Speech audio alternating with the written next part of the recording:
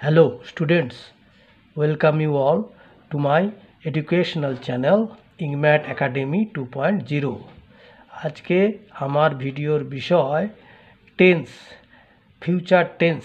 তার ফিউচার টেন্সের চারটা ভাগ ফিউচার টেন্সের, সেটা আমি তোমাদেরকে উদাহরণ সহযোগে বুঝিয়ে দিয়েছি। তাহলে চলো বেশি দেরি না করে শুরু করা যাক। Future tense chart. প্রথমটি হলো ফিউচার টেন্সকে চার ভাগে ভাগ করা যায়। এখানে চারটা ভাগেরই ফর্ম সমেত উদাহরণ দিয়েছি। তাহলে চলো শুরু করা যাক।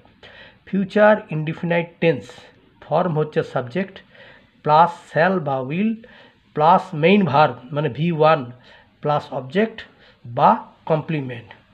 এক্সাম্পলস হয়েছে আই শ্যাল গো দেয়ার শুন, নাম্বার 1 একটা এক্সাম্পল। নাম্বার 2 হলো দে উইল ডু ইট। ঠিক আছে, আচ্ছা এরপরে ফিউচার কন্টিনিউয়াস টেন্স ফর্ম হচ্ছে সাবজেক্ট প্লাস শ্যাল বা will plus be plus main verb plus ING plus object বা কমপ্লিমেন্ট।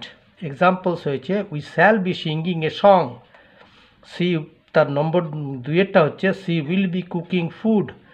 আচ্ছা ফিউচার এর পরেরটা হচ্ছে ফিউচার পারফেক্ট টেন্স ফর্ম হচ্ছে সাবজেক্ট প্লাস শ্যাল বা will plus have plus past participle of main ভার্বের পাস্ট পার্টিসিপল অর্থাৎ V3 ফর্ম প্লাস অবজেক্ট বা কমপ্লিমেন্ট।